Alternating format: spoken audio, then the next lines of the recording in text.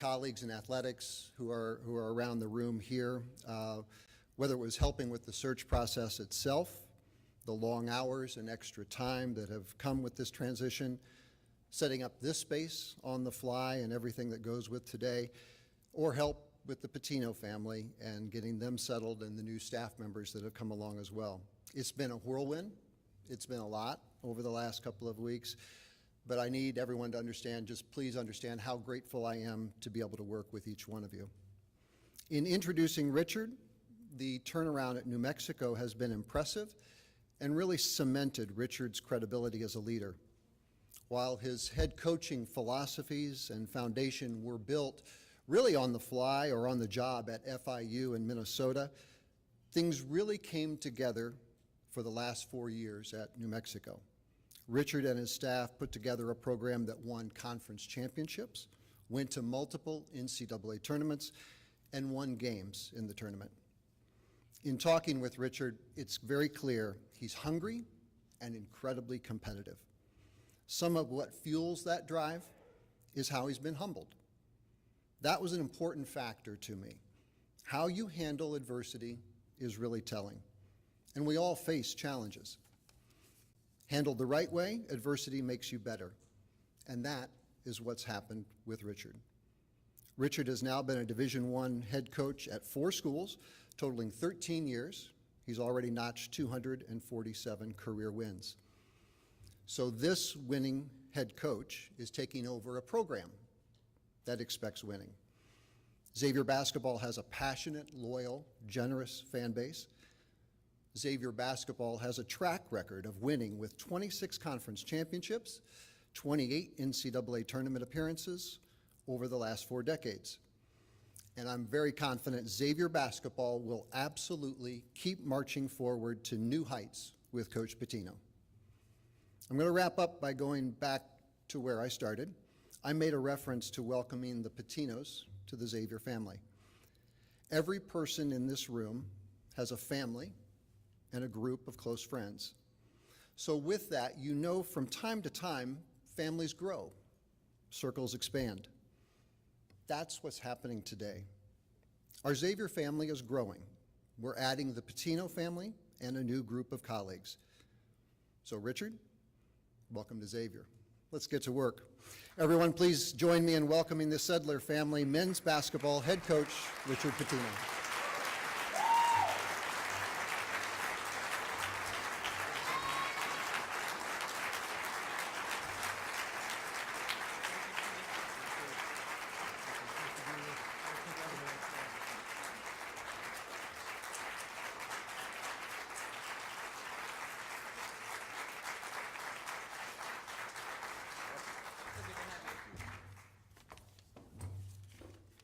Thank you.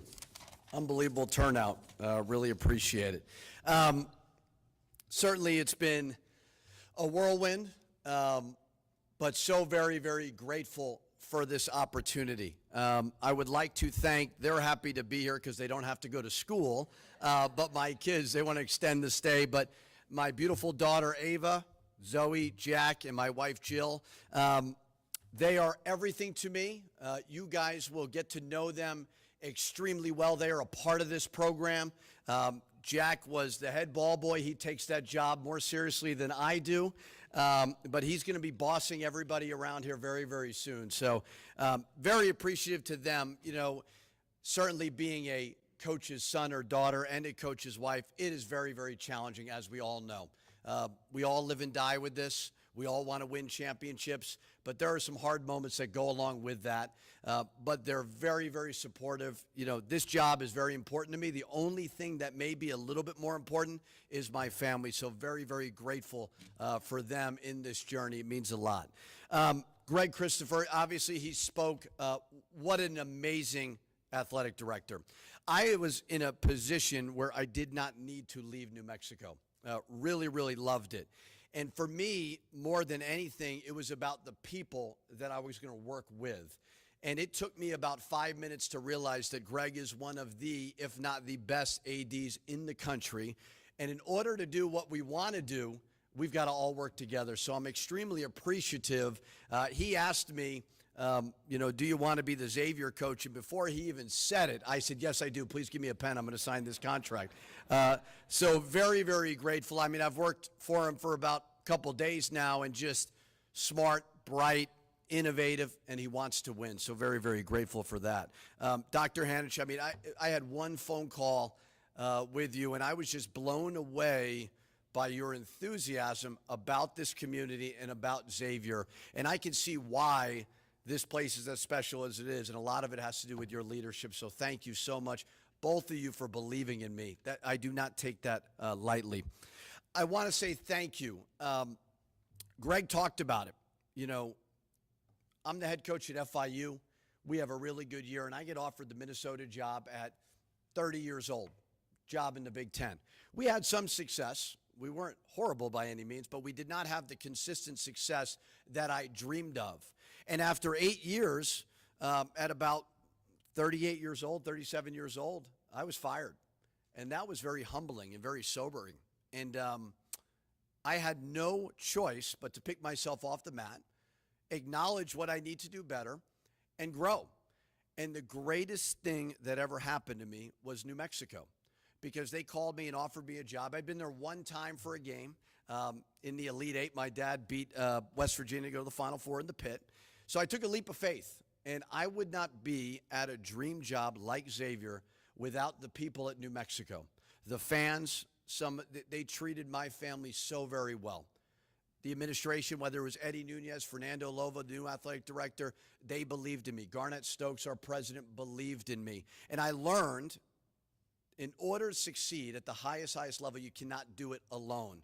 And so many people there helped me win those conference championships, helped me go to back NCAA tournaments, and I'm truly, truly grateful for them. It was very, very emotional and hard to say goodbye to so many special people. And I would not do it unless I truly believed that this was a special place in Xavier. Why here? Well, there's a couple reasons.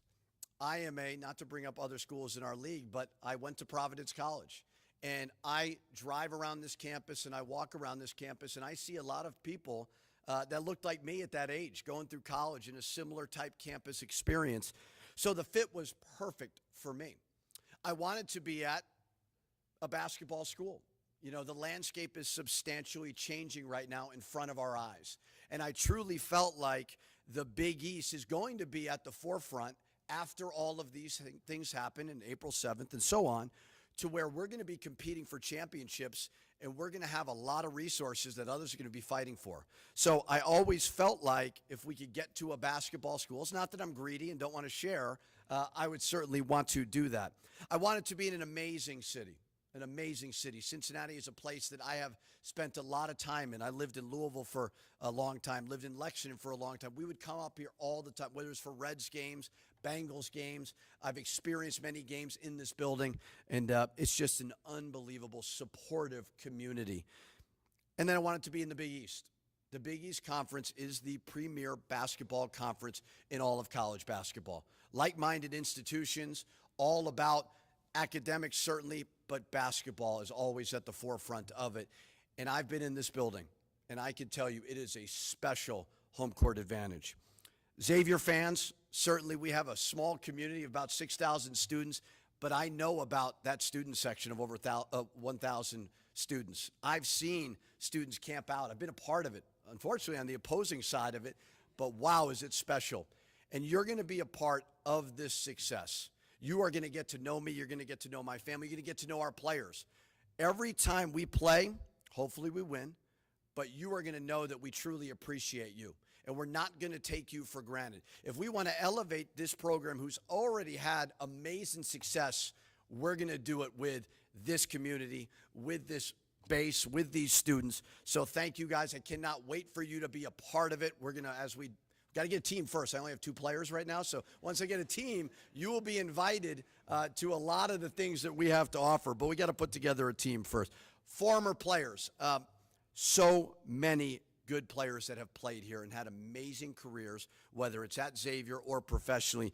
David West, James Posey, Tu Holloway, what a good player. J.P. McCura, a guy that I actually recruited and missed on at Minnesota, and I remember watching his success and going, man, I should have gotten that one done.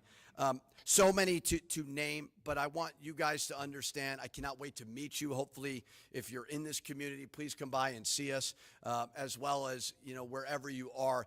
This is your program. 1,000%. You are a part of this. We are trying to build off of the legacy that you created. We want you to be mentors to our student athletes. We want you to be involved. So please, I cannot wait to meet you guys. You are the reason why Xavier basketball is special. To the boosters, to the supporters, we all know New World, NIL, Rev Share, all those things. And you guys certainly understand how important it is that we build an army. So I'm so excited to meet everybody, get to know you, spend some time with you, and share to you my vision. Make sure you understand that we treat you like a stakeholder in this program, and we don't take that lightly. We don't take that for granted. So excited, just like the former players, we want the boosters and all you supporters to feel like you are a part of this big family that we're growing.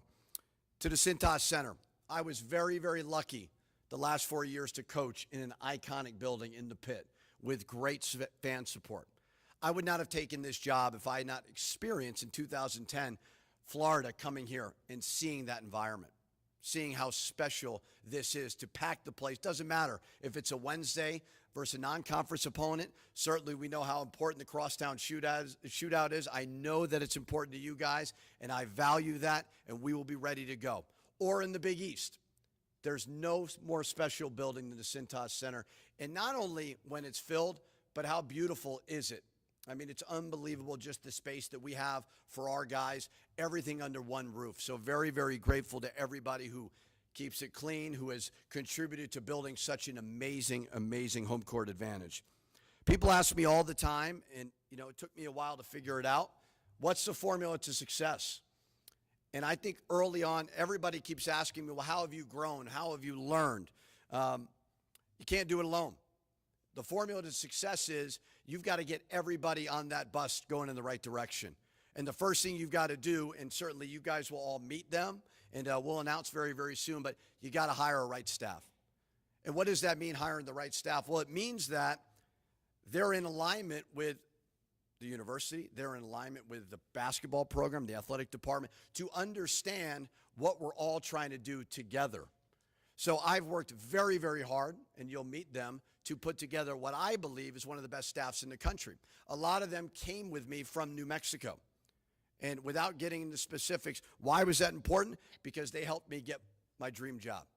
And I'm going to make sure that they're a part of this, because they were very much a part of us building back-to-back Mountain West champions, back-to-back NCAA tournament teams, and so many good players to go along the way. So very excited to introduce you to them. The next thing you have to do after you hire the right staff is recruit the right players. Not necessarily the best, but the right players for what it is that I'm trying to build and we're trying to build, and a reflection of all of you guys, so that you're proud when you walk into the Cintas Center about this team competing for Big East championships. When you get the right players that are about the right things, you got to develop them. I know we're living in a world of it feels like 1 year and done. We're going to build a culture. We're going to retain these guys. They're going to want to be a part of it. Certainly NIL component is important, but they're going to understand the value of the totality of this whole experience. And they will play hard for you if you pour your heart and soul into them. It's not about a drill. It's not about something I learned under my father or Billy Donovan, two huge mentors in my life. That's not what it's about. It's about spending time with them, sweating with them, putting in the work with them, getting them to understand that we are invested in your success. So just as important as hiring the right staff, recruiting the right players, you got to develop them. Because yes, we're evolving and it's changed. They're still in the formative years of their life. And we're going to pour our heart and soul into them to make them the best people, but the best players they can be to help us win Big East championships. People ask me often about style of play. It's evolved. This will be year 14 for me. And the biggest thing that I've done is adapt a fast-paced style of play. We were, over the last 4 years, top 20 in the country every single year in tempo. What does that mean? That means that if you score, don't look over at me. Run. If they miss, Don't look at me. Run. So you're going to have to be in the best shape of your life to play this style of play. But I tell you what, it's a lot of fun to watch. And you guys are going to see them for 40 minutes pour their heart and soul. And the only time when they ask to be subbed out, it better be because they're tired. And hopefully they don't get too tired too often. So defensively, we've been, I believe, top 20 in the country the last 2 years, Ken Pom defensive efficiency rating. Well, what are my defensive beliefs? Disruption. Make them uncomfortable, right? Like me right now, I'm not very comfortable. I seem comfortable. I'm not real comfortable right now. That's what I want a player who's dribbling the basketball or trying to run a set. When they play Xavier, they know that we're coming right after the ball at all times. We were tops in steals. We were tops in blocks every single year. So we're trying to play a frenetic play, a pace of play that makes you feel us every single time you dribble the basketball, you pass it. What's the vision of the program? Certainly, we want to compete for NCAA tournament bids every single year, but my singular focus will be this: Big East champions. Because if we do that, we know we're going to get great seeds because we know we're in one of the best basketball conferences in all of college basketball. If we're competing for Big East titles, then I know that we're going to put ourselves in a great spot moving into Selection Sunday and into March. And that's where you go on your runs. I've been very, very lucky to step on a ladder back-to-back years and cut down nets. That is addicting, and I want to do it again. And I want to do it in the Cintas Center. So I'm very, very appreciative of this opportunity. I don't take it lightly. I got a lot of work to do, that's for sure. And my staff does it well, and we're gonna work our butts off to put together, as soon as we possibly can, a program that competes at the highest level, represents all of you guys in one of the best fan bases in all of college basketball the right way so that you're proud of us. But we want to win championships. And we really believe that we have all the pieces in place to do that. So thank you so very much. You guys are going to be a part of this, and it's going to be a lot of fun. Thank you guys so much.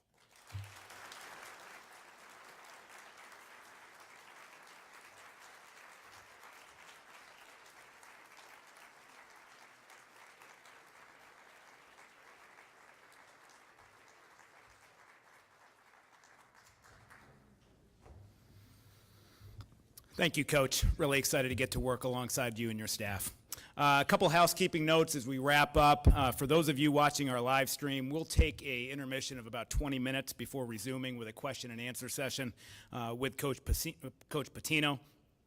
For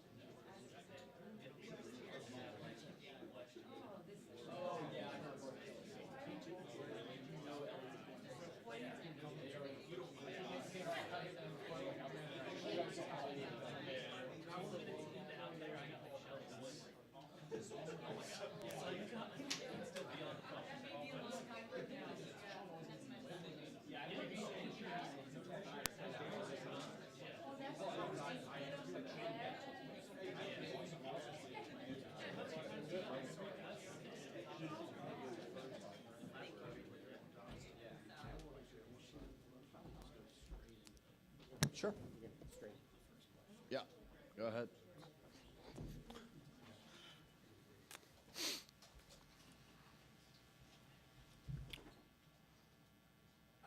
Welcome, everyone, to our welcome press conference for Richard Pitino, our new head men's basketball coach. For the media that are here in attendance, I ask you to please use the microphone for the questions so that those tens of thousands that are watching on our live stream can hear your question as well as the answer clearly. And we will be posting all of this later on GoXavier.com as well as YouTube, our YouTube page, in case you missed any of the festivities from today. So without further delay, I'm going to hand it to our beat writer for our first question of the day. Coach, you called it humbling and sobering when you left Minnesota before the New Mexico job. So just rewinding 4 years, where have you grown the most and as a coach to prepare you for this next jump back into a power conference? Yeah, I think it's not that I didn't value others. I definitely think I did that at Minnesota, but I think I truly learned the importance of being able to band together and build an army that can help you. And I think that's the responsibility of a head coach, is hiring the right people empowering them, not trying to do it all yourself. I think, fortunately, the last 2 years we won championships, and it was just as much about my staff and my players, boosters, supporters, fans, as it was about me. And, I'm not sure I valued that as much when I was younger.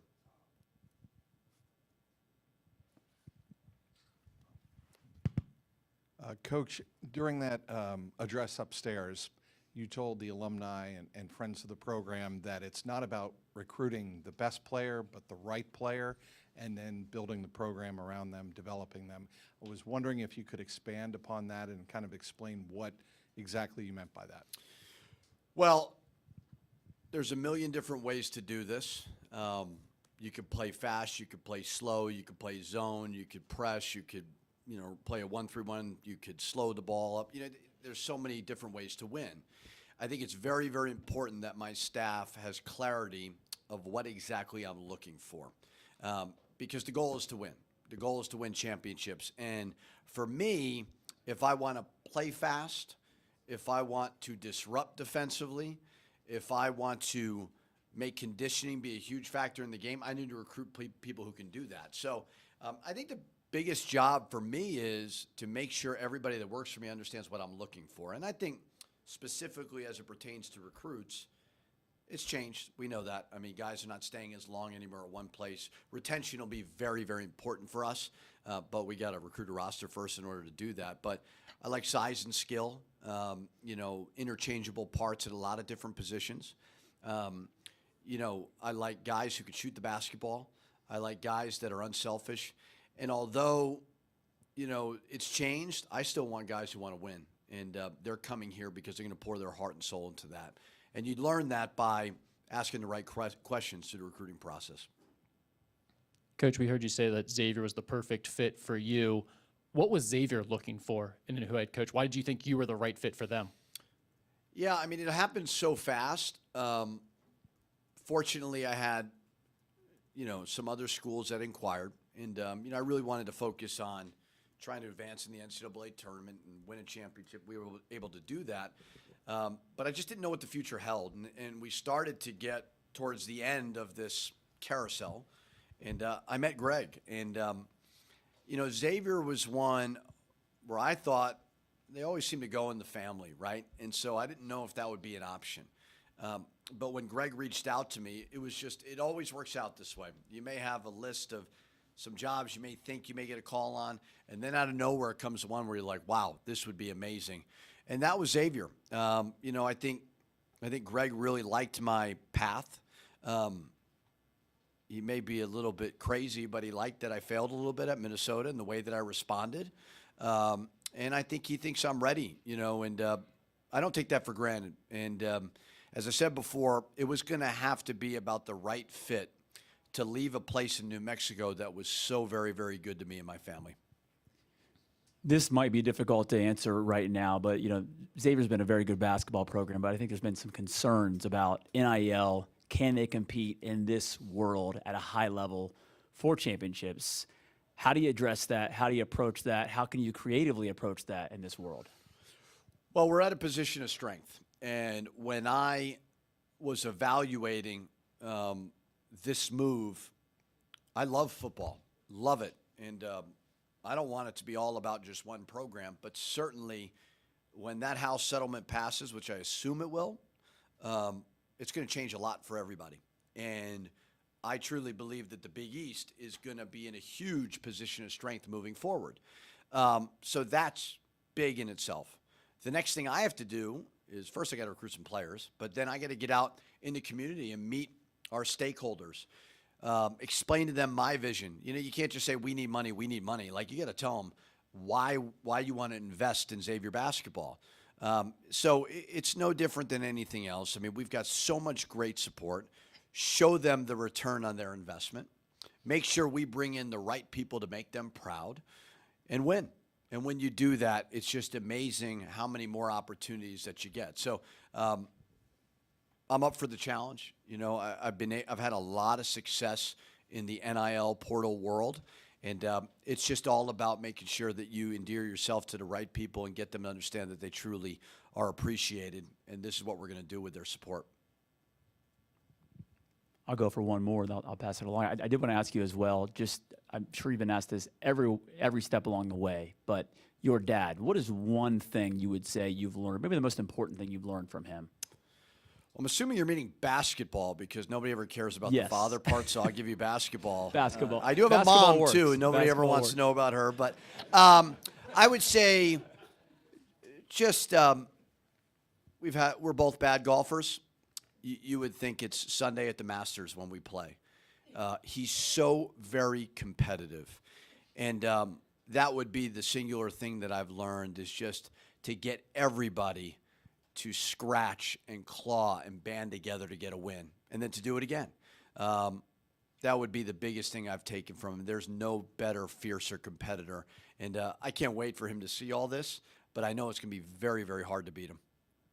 Staying on the topic of your dad, when you first tell him that you're taking the job at Xavier, what was his reaction to, facing off with you twice a year? I will tell you this. Not to say I had a million schools call, but a lot of schools called. Did that mean they offered me jobs? No, that did not. Now, I had a couple offers. Every time I had an offer, he told me, stay at New Mexico.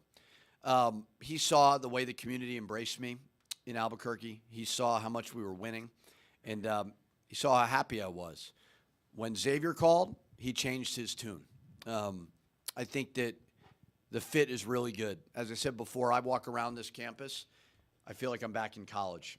I promise I will not behave the way I did in college, but I just resonate with this type of community, very, very comfortable with it. It feels great, but I can tell you there was no bigger fan of taking Xavier than my dad. You spoke about fast tempo offense. With today's modern player and NIL, how do you get them to buy into being the ones who have to go out there, work extra hard, and be exhausted when they're cashing checks? I don't think that's, I want them to cash bigger checks as they get older. NIL is great, but we want them to play basketball for a long time. We want them to get a degree from here. And when they're done playing basketball, be great fathers, be great businessmen, be smart with their money. So although NIL is super important and you will not get players if you don't have a competitive NIL, we want them thinking 30, 40 years. As for the pace of play, it's not real hard to sell a vision of we don't want to run a bunch of set plays and walk the ball up the court. Now, they got to push through when they get tired. We've got to practice it every single day. I did make a shift. When I went from Minnesota to New Mexico, I changed kind of the way that we played, especially on the offensive side of it. Not as many set plays. Honestly, similar to what they ran, Coach Miller ran here in the past. We talked a lot about it. We both got it from Gonzaga, learning from them a little bit. So it's hard, but it's a fun way to play. What are some of the biggest differences when evaluating players to bring in from the portal when you're just trying to fill one or two spots on a roster as opposed to building a roster from scratch? Yeah, obviously it's very challenging to build a whole roster. Now it's way more doable now in the current landscape than ever before. We're going to be very patient. We're not every single player that we speak to, like we're going to have building a championship program in mind, not just a Band-Aid, not just a quick fix. But everybody's kind of starting over every single year. What we've got to find is we want players who love the game of basketball, not what the game of basketball gives them. And they're going to pour their heart and soul into this amazing basketball program, this amazing university, to win championships. So you got to ask the right questions. You got to really, really get to know them, because it is certainly becoming a little bit more transactional. But I still truly believe, yes, money is important, but they also value, a degree. They also value the college experience to go along with all the other things. Coach, what's your scheduling philosophy? Put ourselves in a position to get an at-large bid. That's where my mindset is at. Obviously, we've got an amazing game in the crosstown shootout that you're always going to play. The Big East is a great conference. We want it to continue to get better and better from an metric standpoint. I'm not just trying to win 20 games to pad my record. I'm try to put ourselves in a position to be comfortably in the NCAA tournament every single year. And I believe it's been proven, schedule hard. So we've got some things that are already scheduled. We're working on that, but if I played a game right now, we'd have to forfeit. So I've got to figure out the roster first, but we want to be super aggressive. Can you talk more detail about why you think the House settlement's going to help the Big East? Is it specifically the revenue sharing and not competing with football? That's exactly why. Yeah, I think, from speaking to a lot of different ADs in a lot of different conferences, it's just the Big East is in an unbelievable position. Maybe not right now, but this thing could substantially change and swing in our favor in a week. And it's just simple mathematics. I mean, it's okay, the cap is 20.5, and this is what you got. Greg has assured me we're going to have 20.5 to spend on the roster this year. Very appreciative of him. But it's just a matter of, obviously, football it's such a monster, and we understand that. And a lot of the funding is going to go to, that sport. Staying on the topic of changes, super conferences are in play now. There have been rumors, conversations about a Big East ACC merger as well. Now that you're coming into the Big East, what are your thoughts on that? Yeah, I mean, I've heard it. I don't know how true any of it is, certainly. I think whatever can strengthen the Big East Conference, I'm all for. As I said before, I truly do believe that we are in a great spot. We don't need to settle.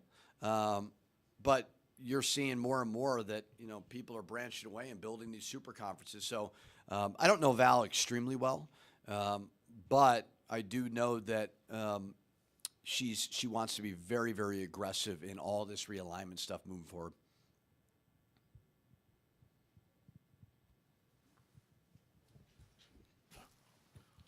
Coach, you referenced the crosstown shootout. What do you make of that rivalry? Yeah, I mean, as good as it gets. I understand the responsibility. I understand how important it is to our fans. I will pour my heart and soul to win that game every single year because I know Xavier fans and this community and the alumni, former players, coaches, how important it is to them. I know it's going to be hard. We got a lot of work to do, but it's just an amazing, amazing rivalry that, one time a year in the non-conference, all eyeballs are on that game, and it's something that I'm extremely excited to be a part of. Coach, can you talk a little bit about Dante Jackson and retaining him, somebody who's been now with 3 different staffs here at Xavier, and how important it is to have someone who knows this program well? Well, I told him this, and I probably shouldn't say this. I don't care that he played at Xavier. I don't care that he's worked here before. I want to hire Dante because I think he's a phenomenal coach, and he understands what we're trying to do. Now, the other things that he has done in the past, that is so very important. I understand that. But I would not have hired him if I didn't think that he was a terrific coach. Playing at Xavier, knowing this place, certainly is an added benefit, but that's not why I hired him. All of the guys that I hired understand what the job is, and I truly believe together we're going to do it.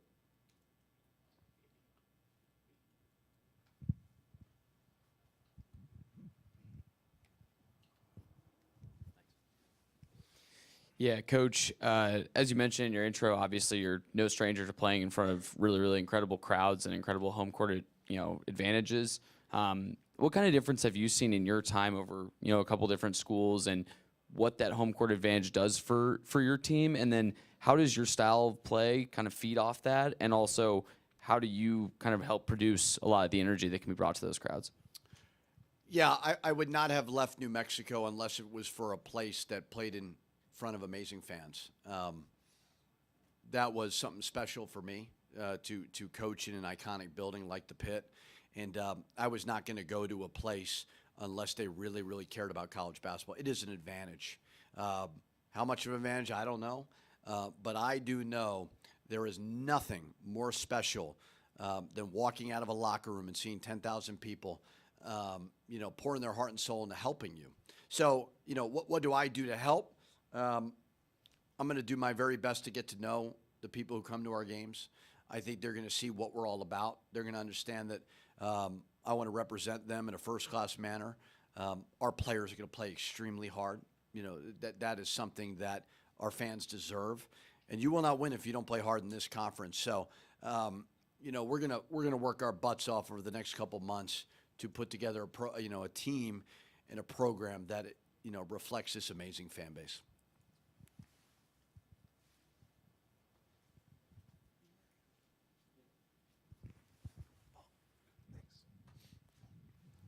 Coach, what is a realistic expectation / goal for your first year here? Right now, we want to build a championship program. We really do. And certainly not ideal to, have to fill a whole roster in this time. But I think we can certainly be at a much stronger point in a couple weeks than we're at right now. Coach Miller did a great job in the 3 years he was here to obviously go to 2 NCAA tournaments, go to an NIT, so he's right there. You go to the NIT, you're in the hunt. We want to be in the fight. We do. I don't care how many players. When I took the job, I was very, very appreciative of the last 2 years I had at New Mexico. And I tell you what, you get on a ladder and you cut down nets, that is addicting. And I want to do it again. So in my mind, we want to compete for Big East titles every single year. We know it's going to be hard. We've got so much respect for every single opponent, but we got some work to do.